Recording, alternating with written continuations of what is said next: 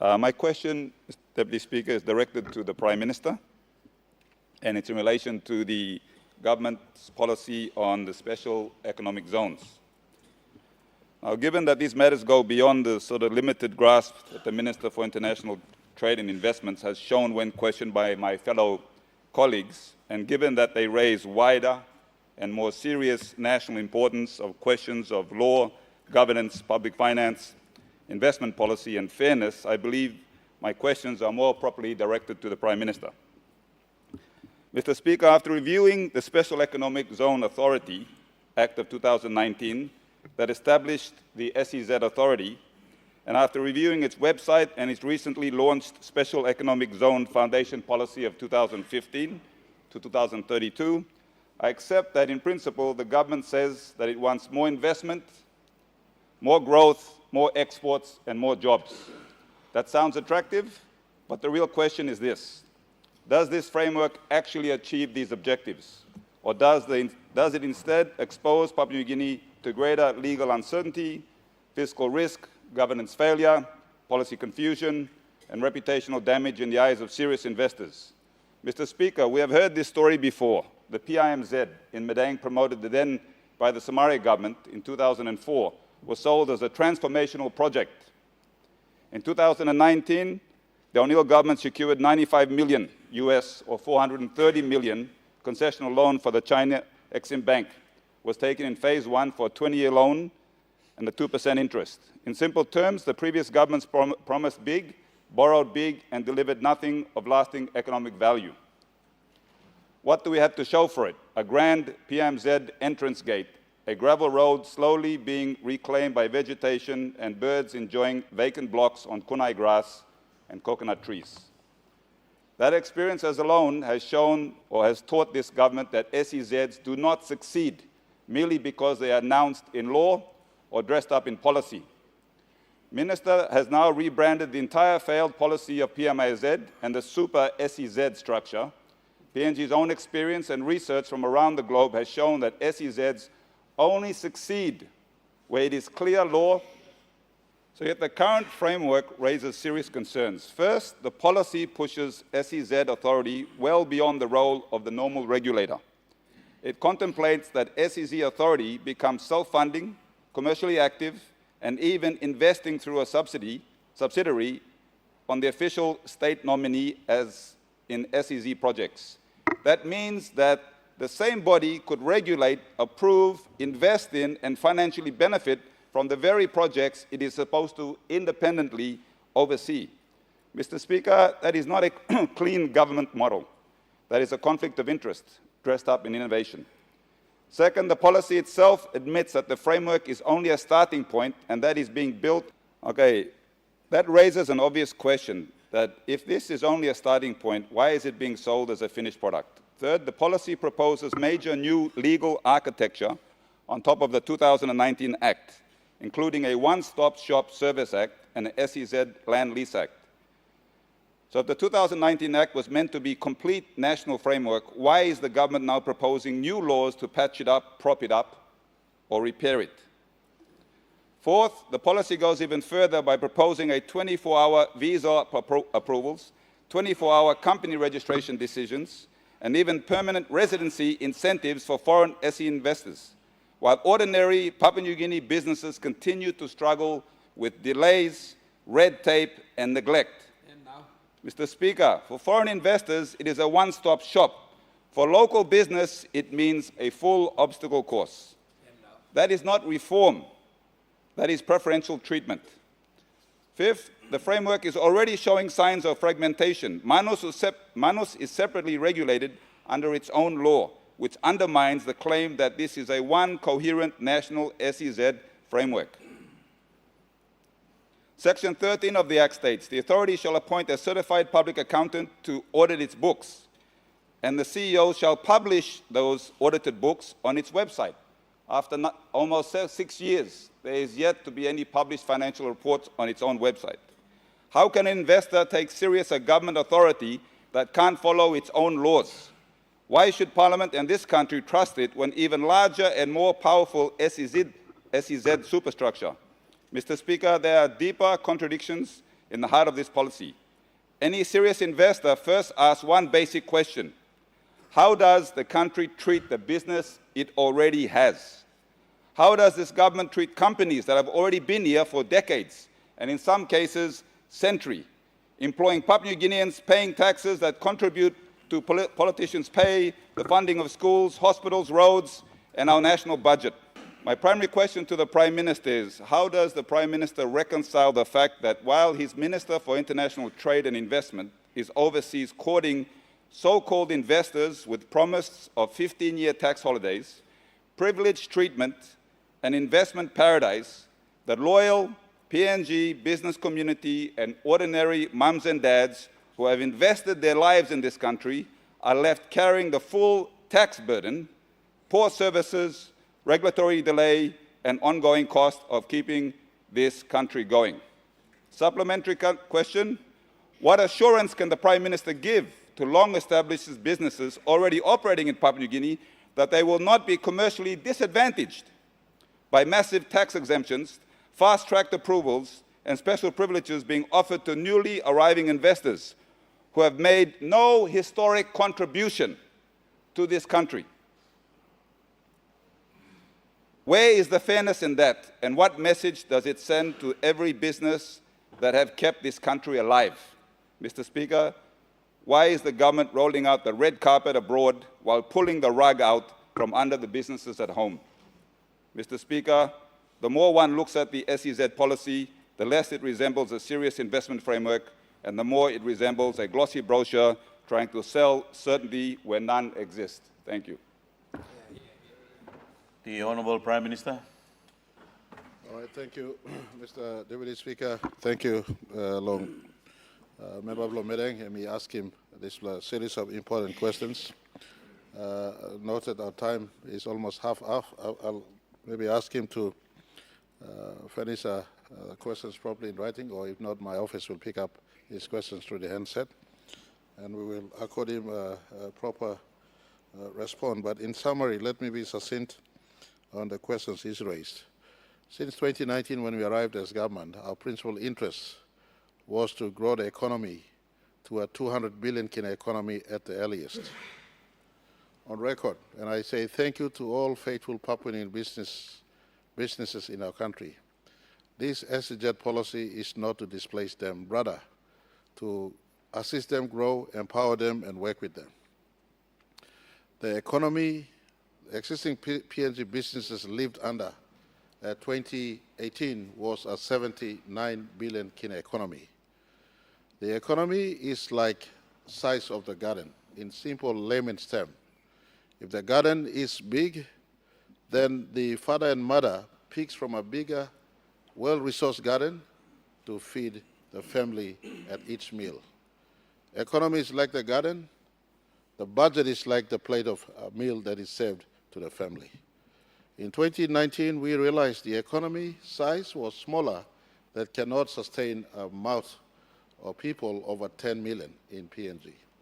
So we came in with a clear policy and series of policies to making sure that we grew the economy at the earliest. Today, as I speak, with SEZ not fully developed, but as part of the stimulant to attract investments, the economy has been growing from a 79 billion kina economy in 2019. Today, we're straddling past 130 billion kina economy. But much more work remains, and I do acknowledge the member for Medeng's reference to PMI jet in Medeng that is right now straddling or lying in idle. That's a case in point to remind us that if we do things, we must do things properly. And so that's a good reminder. But I want to ask him respectfully, let's not kill an intention that means well for PNG businesses as well as new foreign direct investments in our country. Fact remains that our systems are too cumbersome, too layered, to go to IPA or anything, and a foreign investment that is coming to run around to get the regulatory process ticked off. We sometimes have too many red tapes that stops people at the gate and not bring them in. So the SEZ authority was meant to be a one-stop shop. And I want to commend Minister Maru when he came in and picked over from where earlier ministers were doing, he came in with a clarity of vision. Let's have a one-stop structure instead of too many laws that allows for too many structures in our country in all special economic zones. Our intention was simple. Every province should have a special economic zone. Now, the concept of special economic zone is not new to our country or also new externally. I give you one example. Manila in Philippines. Manila has more than 40 SEZ, and I may be wrong, please, someone confirm with the researchers as you see through. Manila city alone has over 40 special SEZ in the city itself, at Metro Manila. But the entire country of Philippines, Philippines is sized at 300,000 square kilometers of land. Papua New Guinea is sized at 462,840 square kilometers of land. Philippines is two-thirds the size of PNG.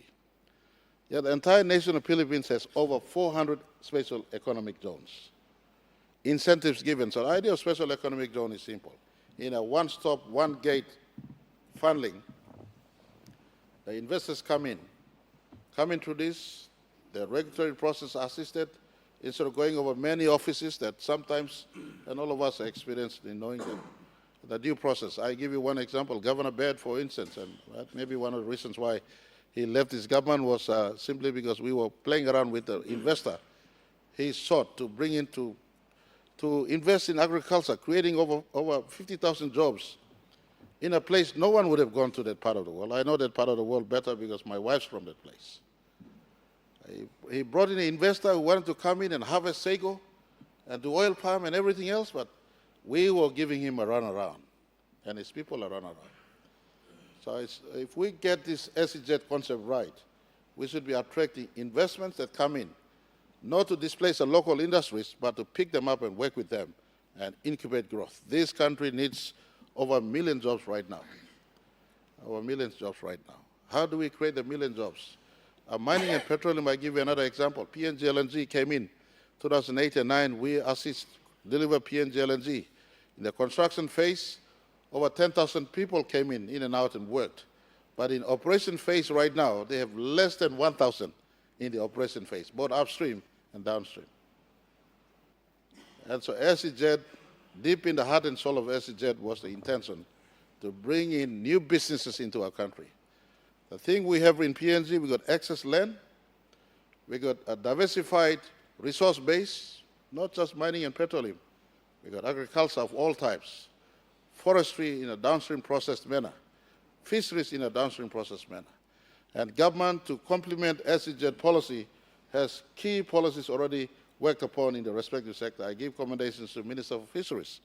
He is now instructed that all fish caught in our waters must not leave our seas on high sea. They must be brought back into country for us to verify as PNG caught fish, know exactly how much it is, and eventually funnel in time. Medang PMIZ is an area we're looking at, Manus and others. Eventually funnel into our current fish factories, processing facilities we have in our country. Subject to, of course, if we had good power available right away. So the intention of SEZ is simple.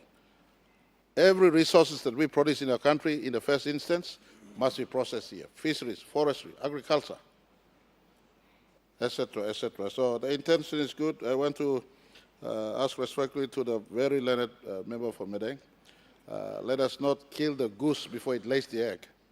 It's intended to, as a goose, the SEZ is as a goose to lay more eggs. And the legs that is aid is to proliferate growth. We already in our country, Mr. Speaker, Deputy Speaker, Lear is an SEZ, camouflage in a SML.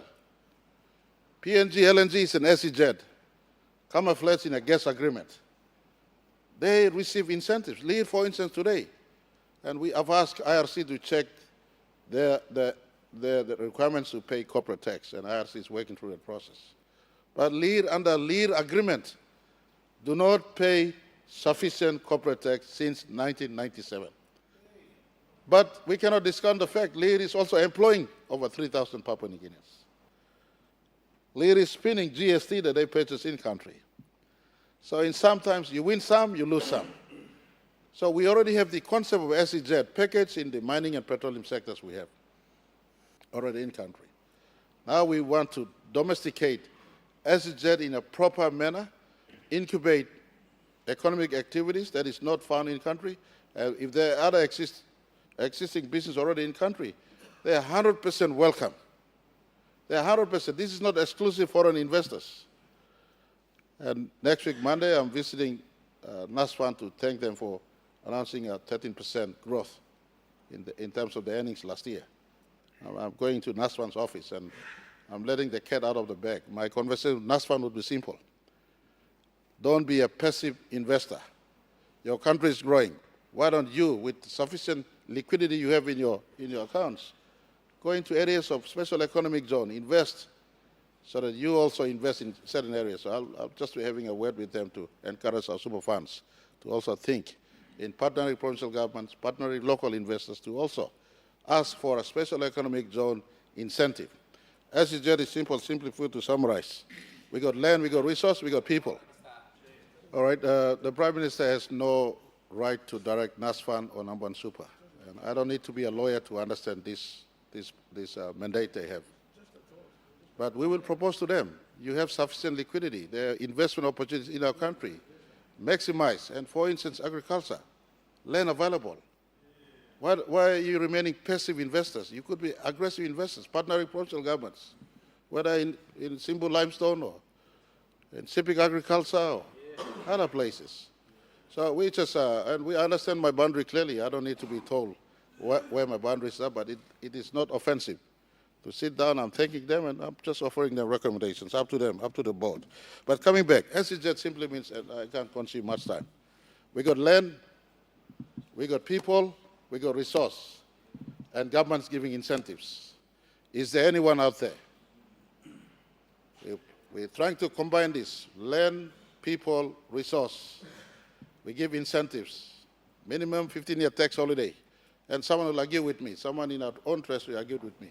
Why are you giving tax incentive to the Kido cement there? And I asked him, are you collecting tax right now in that part of our country? Are you collecting tax right now, Mr. Treasury guy? You're not collecting any tax right now in a vacuum. But if we give tax incentive for 10, 15 years, they employ Papua New Guineans, they construct job in a place that no one wants to go today, and beyond 15 years, you collect the tax you want to collect. If we had made this argument and shut down PNG LNG in 2008, today the revenue we collect from PNG LNG would not have been collected. So I put to all of us, Albert Einstein once said, doing the same thing over and over expecting different results is insanity. SEZ is trying to cut the bureaucratic red tape from the insanity that has permeated this country over many, many years, combining locations in our country that no one thinks people can invest, combining people there, combining incentives we give, attaching to a local or international investor. To our local investors in our country, don't sit back and hold back. Incentives are available to you as much as to the foreign investors. Thank you, Mr. Speaker.